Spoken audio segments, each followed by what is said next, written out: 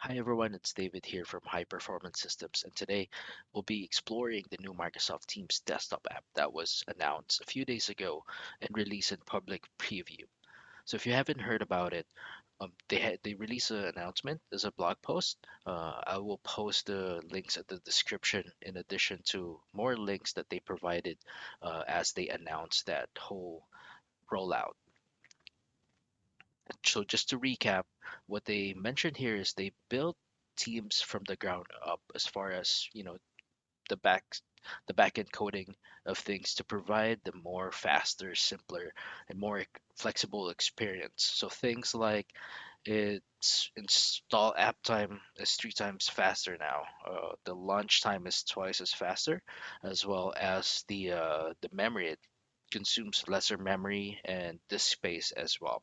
So they posted a lot of videos in here as far as what you will experience and what kind of the updates uh, entail. Things links would be on the description, but really what I'd like to show you is how would all those updates would translate on the on your day-to-day experience, like as well as what features you have access to now.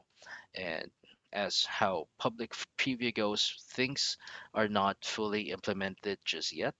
There are things that are missing on this version of the app, but overall, the core experiences like chats, collaboration, meetings, calls are all enabled. So let's kind of dive in on what that experience looks like. So here I have the classic Microsoft Teams app open. And as you notice on the upper left hand side of your client, you should see try the new Teams toggle, right? So if you toggle that on, that would quickly switch the app to the new Microsoft Teams desktop app. If you don't have that, you would have to contact your IT, so that way they would enable it for you. If you are the IT and you're running a small business and you are the IT of your business, all you have to do is really is to go to the Teams admin portal, and let me show you that process real quick. So um, here I'm on the Teams admin center, right? And you get here by going to portal.office admin.microsoft.com, sorry. So admin.microsoft.com. On the left hand side, click the waffle menu or the hamburger menu. You scroll down and you'll see Teams, right? So once you click that, you will go to the Teams admin center. Under Teams, you need to go to the Teams update policies, right? So what I'll do here, since this is a demo environment, I'll just edit uh, the global policy. However, you could also create policies targeting different groups within your organization or your business. So just click that policy, and there's a new option here. It's called new use new Teams client. Right. So right now, by default, it's not enabled or user can choose and Microsoft controlled. So what you want to choose here really is users can choose. Hit apply, and you'll be surprised. It would that toggle would appear really quickly after you apply this specific policy.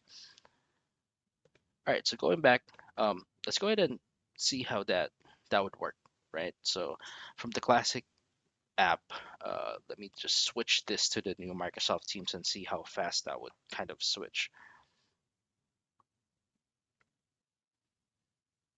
Yeah, that's pretty quick. That's actually uh, pretty quick. So, first thing that I notice here is that it feels a lot more like Windows 11 as far as the user interface. It does feel kind of lightweight, um, and it's responding pretty fast, honestly. So just to go through the different features that you have access to now, right now on this version of this public preview, right? First thing that I notice is on the channels. The change that they did on the channels is great. Um, Conversations and threads start from the bottom, from top to bottom, as opposed to the previous classic version, which is from the bottom up, right? It feels more like a chat to me. The thing with the design was that um, it was designed experience is more like chat, right? Uh, but it behaved like a thread, and that's what they mentioned on one of their on their blogs, and I agree. But with this new update that they had, things are more, I would say, cohesive as far as the experience. Because I mean, your emails, the way emails work is most of the time it's from top to bottom, right? So this translates well on this new version. Another update that they um, added in here is on the chats. The chats, you're supposed to be able to create uh, more personalized group chats, right? You'll be able to change um, the profile picture of that group chat. Currently, you can only change the group name, but then supposed to be with the newer features that's gonna roll out, you'll be able to change that photo, as well as the color of that chat, right? Providing that more uh, personalized experience rather than just keeping it with the team's purple color. But the biggest update that they have in here is the multi-tenant feature, right? And that's something that you don't really have right now on the classic teams. By that I mean, let's say you're part of um, a few companies, right? You're a contractor here, you're running your own business, you may be doing some part time as well on a different company. So that's like three of the four uh, tenants that you have access to, right? With the current client, you have to sign out and then sign back in. Um, What's bad about that is the notifications. You lose all the notifications because you can only get notifications from the tenant that you're currently signed in, and that's what they really redesigned in this new Teams update, right? So as you notice on the upper right hand side of my Teams, if I click my profile picture, I have access to my other tenants, right? Other teams' environments. And it's not just that. Okay, there. So all the notifications are also unified in your notification um, section in Teams. So it provides more unified experience between all your accounts in a single pane of glass, if you may say. So let's try a couple things as far as the new feature is concerned. So I have a virtual machine ready here. So what I'll do is I'll make a couple calls, I'll make a chat and see how that experience feels like on this new Teams, right? So let me just send a chat on this account and let's see how that works. Let's send a chat to Megan. All right, so I got notified. I'll click this and notice how it opens up in a pop-up window by default. Currently, when you try that, the notification would show up, but if you click that notification, it would actually open up Teams, and it will take you on the chat itself. So it's not going to automatically uh, open in a pop-up window. And that's kind of distracting, right? As you work throughout your day. So let's say I'm going through my emails, I'm researching online, and if I just send a chat here and I click there, it opens up in a pop-up window. I can respond, I can create a meeting, I can call them, but when I'm done, I can just close and just go back to what I was doing, right? As opposed to the chat opening up in Teams on full screen, and I just have to minimize that again. So that's one less friction that you experience in that whole sequence. Now let's try calling. The fact that you have access to all of your accounts in a single app Let's try being on a call, being on a meeting, and see how that works. Let me switch to Megan here. Be on a meeting.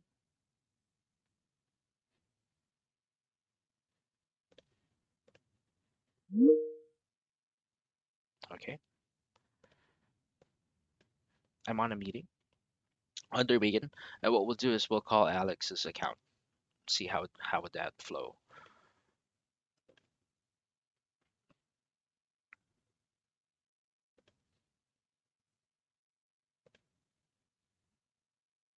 All right, so it should be ringing now.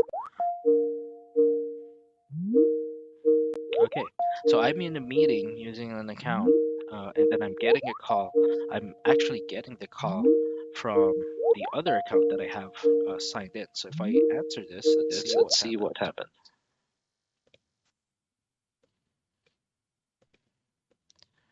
Okay, so my meeting with my original meeting as Megan is now on hold, and I just answered another call on a separate account using Alex, right? So now I have two calls running on this at the same time with two different accounts, and that's kind of normal, right? Um, if not for most, I mean, for some people, yeah, again and again, you're part of multiple organizations. For example, you have a running meeting, and then you have a phone call. On your different account or on your different organization, right? So at least you'll be able to kind of hop back and forth without really signing out at this point. And most importantly, it's the notification, the fact that you know that somebody called you and it gave you an option to at least answer it if you'd like to, as opposed to it just going straight to voicemail. It's just a great thing that that is part of this new update. Right, so now let me just leave this call under Alex, and then I'll go back and resume with the meeting, right, under Megan. So that's the new update. That's the biggest, I would say, the biggest update that the biggest feature that they released on the update that you have now have access to as part of that whole public preview version. Let me leave that. So you saw how, you know, calling and meeting works with the new update. But I did mention about the whole unified notifications, right, within Teams, within the new Teams desktop app. So let's see how that looks like um, here. Okay, so right now I'm under Megan. Now I'll try to send some notifications to my Alex account.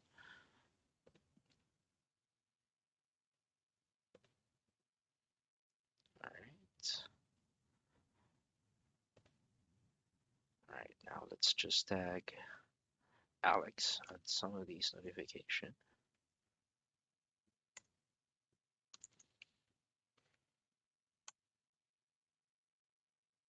Okay, so notice how I got that notification, right? So similar to the call experience that you saw earlier, um,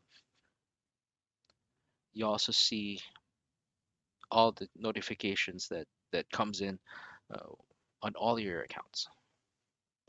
So if I click that, similar to how chat worked earlier, it opened up a pop-up window, and you know you're on the right account because you can see, as you can see on the profile photos, they're two different things, right? So that would kind of give you an idea as far as, you know, where is this notification coming from, which account it is coming from, which company uh, it's coming from, right? So there's that experience.